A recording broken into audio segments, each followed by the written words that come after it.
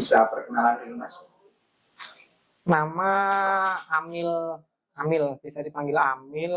Kalau nama lengkap Nurni Amil Maula, Mas Amil. Mas Amil. Nah, Bagaimana awal mula memulai usaha barbershop ini? awal memulai usaha barbershop ini awalnya sih cuma nyukur teman-teman ya, gitu kayak hobi lah. Terus ada salah satu temen itu udah kerja di barbershop, salah satu barbershop. Dia tanya sama saya, kamu bisa nyukur? Nggak bisa, aku bilang gitu. Ya, Soalnya kan dia udah ke barbershop, kalau aku hanya sekedar nyukur. Gitu. Dari situ diajaklah aku sama dia, diajarin. Ya awal mula seperti itulah untuk awal. Kira-kira tahun berapa Mas? Kira-kira itu tahun 2015-an lah, waktu saya masih di pesantren. Untuk berkecimpung di dunia potong rambut yang dibuat profesional itu baru dimulai tahun 2020. 2020. Nah, waktu COVID. Waktu COVID mana? Waktu COVID. Waktu COVID. Nah, Itu kenapa Mas? itu gara-gara waktu itu kan pulang dari perantauan. Gua sempat merantau. Sempat merantau, terus kena dampak COVID. Nah, dari situ kan gimana ya supaya dapat cuan, Ya, sedangkan aku nggak ada ijazah untuk sekolah formal, adanya untuk sekolah diniyah waktu itu. Terus oh iya aku bisa nyukur ya, apa aku buka barbershop gitu. Awal mula seperti itu. berarti awal itu langsung barbershop atau masih cukur biasa gitu? Awal mula itu saya mau ke arah mana juga bingung. Soalnya kan dulu diajarin di barbershop, sedangkan barbershop itu kan durasi pasti lama. Lama. Nah, kalau di sekeliling sini itu kebanyakan kan cukur rambut yang cepet kayak gitu. Kalau saya dibikin cukur cepet itu kurang, maksudnya kurang itu nggak bisa kayak inilah saya kayak gitu. Makanya masih bimbang itu. Ya, dari situ kayaknya mending ke arah barbershop aja deh. Nah, soalnya kan dari lingkungan sini belum ada barbershop.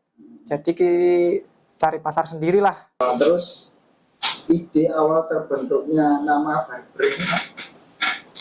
Ide awal mula terbentuknya nama barber itu juga nggak sengaja sih. Waktu itu COVID, nggak ada kegiatan. Kegiatan hanya ngopi.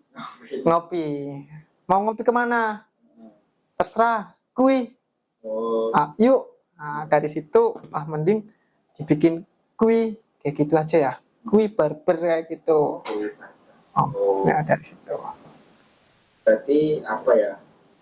Mengajak lah ya. Mengajak. Yuk gitu. Ah. Oh ya. Terus konsep desain apa yang Anda terapkan di barber Mas? Untuk sementara ini saya belum paten ya. Soalnya kan kayaknya mau pindah lagi. Maksudnya pindah itu pindah desain lagi, belum menetap. Rencana mau pindah ke arah mungkin minimalis modern sih. Terus untuk lokasi, waktu operasi barber dan tarifnya itu berapa Mas? Tempat Mas? Untuk lokasi ada di Dusun Grompol, Desa Ngebrak, Kecamatan Gampeng Rejo, Kabupaten Kediri. Untuk jam operasional itu jam 9 pagi sampai jam 12. Habis itu kita break dulu. Setelah itu dimulai lagi jam 5 sore sampai 10 malam. Ya, di situ. Untuk tarifnya kita di angka 25.000. Terus apa saja servis yang ada di barbershop Anda ini? Kalau servis di barbershop ini kita ada haircut, hair color, terus smoothing, perming, itu kita melayani juga. Jadi hampir lengkap Mas. Diusahakan kita bisa lengkap lagi. Oh. Nah, Terus hairstyle yang banyak dicari customer mas kira-kira. Untuk hairstyle yang banyak dicari customer untuk tahun ini masih sama seperti tahun 2020. Kan masih 2020 itu kan COVID, masih banyak rambut panjang kan, Ya. lebih ke arah Korean style.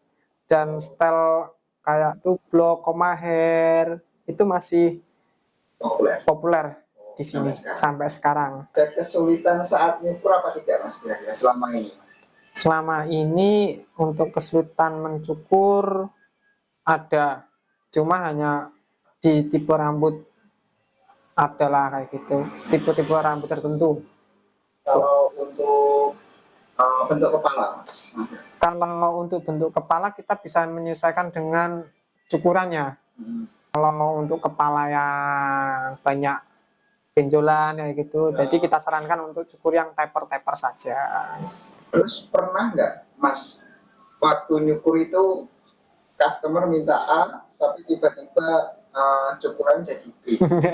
Kalau itu pernah, itu dari sayanya yang salah. Oh iya. Ya, salah tepatnya itu salah pengambilan gunting. Harusnya itu saya blending, saya ambilnya gunting potong.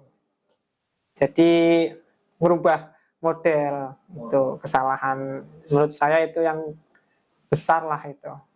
Fatal berarti. Fatal, itu fatal. Iya, soalnya gimana ya, orang ke barbershop itu kan menaruh harapan besar untuk penampilannya ke depan kan. Iya. Kok malah jadi kayak gini, itu pasti kecewa. Budget awal mas untuk membangun bisnis ini?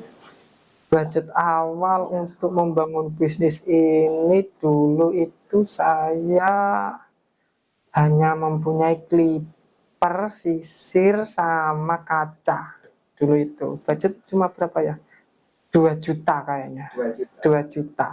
Terus untuk strategi marketing atau pemasarannya bagaimana mas? Untuk strategi marketingnya itu saya melalui sosmed seperti WhatsApp, Facebook, TikTok, Instagram.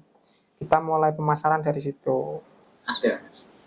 Ada, itu pengaruh banget soalnya. Pengaruhnya sangat besar ya? Pengaruhnya sangat besar. Soalnya kan tempatnya itu kan di pinggiran kota kan, kabupaten kan sini. Jadi sangat penting ya sosmed itu. Sosmed untuk sosmed untuk saat ini itu sangat penting lah itu. Terus apa saja tantangan yang dihadapi mas selama ini kira-kira? Tantangan yang dihadapi selama ini apa ya? Kebanyakan pengusaha ya waktu musim hujan itu. Sedangkan kalau kita buka pagi itu kan jarang orang, mungkin hanya 1, 2, 3 orang lah. Soalnya kan masih beraktivitas. Kalau untuk malamnya itu biasanya hujan, ya susah gitu. Sama ada salah satu customer lah, mungkin beberapa customer yang neko-neko. Tapi itu sih nggak masalah. Terus misal kalau hujan itu mas, ada solusi nggak? Misalnya kayak home service itu ada nggak kira-kira di mas? Untuk home service kita juga melayani. Untuk tarifnya home service itu sama apa beda kira-kira? Untuk tarif home service itu beda. Yang beda itu. Soalnya kan kita harus meninggalkan tempat kerja kita. Yang pertama, terus jaraknya kayak gitu. Yang kedua jaraknya gitu. Itu aja sih. Terus harapan dan target ke depannya mas? Harapan saya itu ya inginnya semua pengusaha pasti berkembang ya. Dan bisa memberi manfaat kepada sekeliling kayak gitu. Cuma masih saya pikirkan apa itu. Gitu. Ya. Kalau misal buka franchise atau cabang itu gimana? Ada nggak target kedepannya untuk target ke depan buka cabang sih kayaknya ada itu dalam jangka waktu. Mungkin bisa lah kayaknya untuk. Ada rencana untuk buka kursus apa tidak mas? Sampai.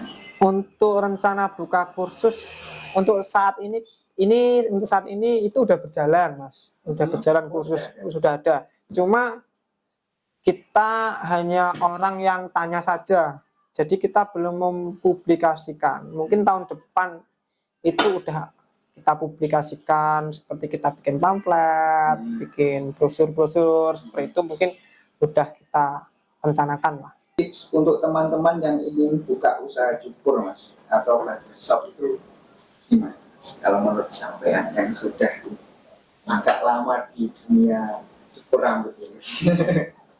Sebenarnya kan masih banyak yang lebih senior kan. Saya kan juga baru memulai tahun 2020 untuk kayak gini. Untuk tipnya apa ya? Yang penting konsisten dalam waktu. Yang pertama itu konsisten dalam waktu, terus harus tetap belajar, jangan bosan-bosan untuk belajar lah kayak gitu. Mulai dari teman, apa lihat di YouTube, apa lihat konten-konten para YouTuber yang udah senior-senior kayak gitu sih. Oh iya mas, ini lupa tadi. Kalau misalnya, kalau ada pelanggan atau customer yang apa ya, yang bawel atau yang rewel tentang potong rambut itu bagaimana mengatasinya? Pernah nggak menemui customer kayak gitu? Pasti pernah mas, pastinya pernah. Kita juga pernah diuji sama tukang cukur kayak gitu. Itu pasti bawel ada. Cuma kan kita harus profesional kan dalam pekerjaan. Untuk masalah hati itu harus dikesampingkan lah. Kalau kayak gitu solusinya sih kita kan gimana ya, jasa kan, jasa harus memberikan pelayanan yang terbaik semampu kita. Untuk itu sih kalau pribadiku itu dengan cara ya kita nurutin aja apa kemauan cukuran dia kayak gimana, walaupun ntar itu kita tahu pasti hasilnya nggak cocok untuk jenis kepala atau rambut yang seperti itu sih. Berarti harus apa ya, mengerajakan customer yang. Tips untuk konsisten dalam usaha barber mas? Waktu mas, masalah waktu dari buka tutup itu harus konsisten. Oke lah, untuk tutup kita bisa molor, kalau untuk buka itu harus on time seperti itu. Kalau saya sih belum bisa mas, untuk menerapkan itu kan belum bisa. Kapan, kadang kan ada kesibukan di rumah kayak gitu.